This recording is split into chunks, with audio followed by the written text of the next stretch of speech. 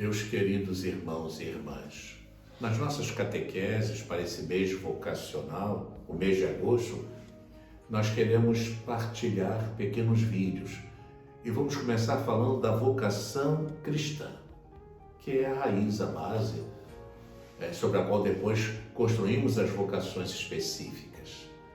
Todos são chamados à santidade e à missão. Cristo nos chama a mudar de vida e de mentalidade. Ele nos chama para crer no Evangelho. E este chamado inclui um seguimento à maneira de relação pessoal com Ele, com disponibilidade de renúncia a tudo quanto possa impedir a fidelidade ao Evangelho. Quando enviou os apóstolos a proclamar a mensagem cristã a toda a humanidade, o chamado a aceitar a fé incluía a recepção do batismo. Ide por todos os cantos, proclamar o Evangelho a todas as criaturas. Quem crer e for batizado será salvo. O chamado de Jesus é para viver sua mensagem das bem-aventuranças e do mandamento do amor. Isto é, para viver com suas mesmas atitudes de doação, segundo os planos salvíficos de Deus. Ser batizado em Cristo equivale a comprometer-se a ter os critérios de Jesus Cristo, a sua escala de valores e suas atitudes para ser filhos no Filho. A pauta de toda a vocação cristã segue sendo o chamado aos apóstolos. Chamou os que ele quis, é uma iniciativa dele. Para estar com ele, relação e seguimento, e para enviá-los a pregar, missão. Este chamado é uma eleição gratuita de Deus. É uma eleição gratuita de Deus em Cristo, desde antes da criação do mundo, para participarmos em sua mesma filiação divina pela vida nova no Espírito. O chamado inclui o convite a fazer parte da comunidade convocada por Jesus, sua igreja. Esta vocação é um chamado à santidade e missão, para ser sal da terra e luz do mundo. O penhor do Espírito recebido no batismo torna possível o plano de Deus sobre uma vida santa e sobre o compromisso de recapitular todas as coisas em Cristo. O encontro com Cristo, por uma fé relacional, de adesão e de conhecimento vivido, se faz seguimento permanente, em comunhão de irmãos, para a missão. Os chamados que os evangelhos relatam recordam, embora com a novidade cristã, outros chamados do Antigo Testamento.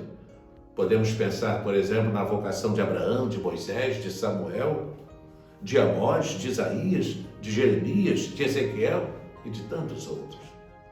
Todos são chamados à santidade e à missão. Resposta e diversidade vocacional. A vocação cristã é sempre dom de Deus, é iniciativa dele, que requer uma cooperação generosa e que capacita para essa cooperação. A resposta deve ser personalizada também com a ajuda da comunidade eclesial. A personalidade humana e cristã se realiza e se desenvolve na fidelidade generosa à vocação. Então, se encontra e se vive a identidade como harmonia de critérios, escala de valores e atitudes relativas à própria vocação. Embora todos os cristãos são chamados à perfeição da caridade e a colaborar na evangelização como dever fundamental do povo de Deus, há que se reconhecer a diversidade de vocações e carismas para formar um só corpo.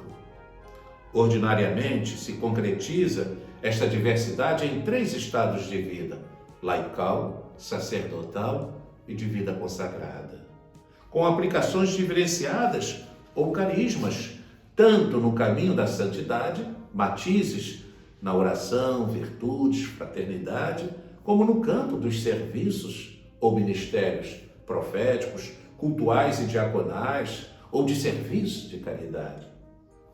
Discernimento, fidelidade e formação. Toda vocação, amados irmãos, necessita um processo de discernimento para garantir sua existência e para percorrer as etapas do seu amadurecimento e do seu fortalecimento, especialmente durante o período de formação inicial.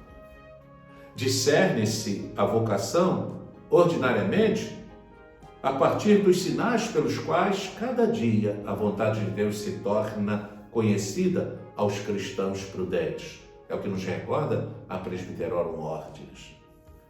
São os sinais da intenção reta, convicções e motivações evangélicas, a vontade livre, decisões permanentes e incondicionadas, a idoneidade ou qualidades necessárias, humanas, espirituais, intelectuais, pastorais, a comunidade eclesial, amados irmãos. Os seus representantes garantem um reto discernimento e também a autenticidade no momento decisivo da eleição. A fidelidade generosa se expressará no gozo da decisão e da doação e na convicção de se saber realizado na identidade da própria vocação. Equivale ao gozo de se saber amado por Cristo, capacitado para amá-lo e torná-lo amado. Toda vocação cristã se concretiza ou concretiza sua fidelidade na relação pessoal com Cristo, no compartilhar da sua mesma vida, na vida fraterna e na disponibilidade evangelizadora. O processo de formação vocacional tende principalmente conseguir esta fidelidade generosa no campo da santificação e da missão. E quero concluir. Esta é a vontade de Deus, vossa santificação. Todos nós somos chamados a ser santos. Aí eu queria lembrar uma palavra de São João Paulo II, na Novo Milênio. Em primeiro lugar, não hesito em dizer que o horizonte para que deve tender o caminho pastoral é a santidade. Não era esse também o objetivo último da indulgência jubilar, enquanto graça especial oferecida por Cristo para que a vida de cada batizado pudesse purificar-se e renovar-se profundamente? E o Papa Francisco, ele assim se expressa na Gaudete et Exsultate.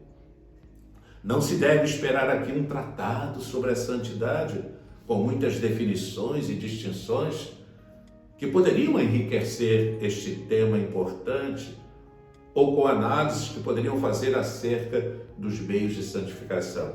O meu objetivo, diz Francisco, é humilde, fazer ressoar mais uma vez o chamado à santidade, procurando encarná-la no contexto atual, com os seus riscos, desafios e oportunidades. Porque o Senhor escolheu cada um de nós para sermos santos e íntegros diante dele no amor. Esta é a vontade de Deus, a vossa santificação. A vocação e todo cristão, a vocação de todo cristão a ser santo e apóstolo.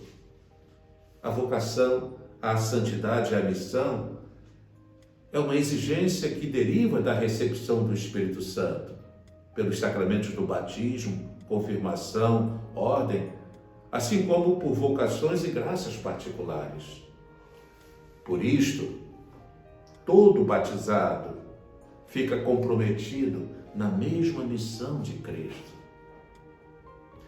O cristão tem vocação de santo e de apóstolo, com a diferenciação do carisma recebido ou a vocação específica. Toda a igreja é portadora da presença ativa de Jesus e, portanto, da pregação de sua mensagem, da celebração dos sinais salvíficos e da atualização de sua proximidade e compaixão em relação a cada ser humano. Os diversos ministérios eclesiais expressam esta presença eficaz de Cristo. A evangelização é a razão de ser da igreja, como comunidade que existe para evangelizar, como nos recordava São Paulo VI na Evangelho Anunciante. O apóstolo encontra sua identidade na disponibilidade missionária, visto que a missão é a razão de ser da própria igreja, da própria vida. A missão só é entendida a partir do amor que Deus manifestou ao mundo, dando-lhe seu Filho Jesus Cristo. O apóstolo se sente amado pelo Pai, pelo fato de ser prolongamento de Cristo. O Pai ama os enviados de Cristo, porque são sua expressão. Eu sou glorificado neles. Assim como tu me enviaste, eu também os enviei. Os amaste como amaste a mim. Ao mesmo tempo, a missão é declaração de amor por parte de Cristo. Como meu Pai me ama, assim também eu vos amo. Como o Pai me enviou, também eu vos envio. O mandato ou encargo, ide, equivale, pois, a ser fiéis a seu amor. A identidade do apóstolo se encontra no fato de ser amado por Cristo, de poder amá-lo e fazer com que ele seja amado. Então, a missão, como o amor, não tem fronteiras. Deus a todos abençoe.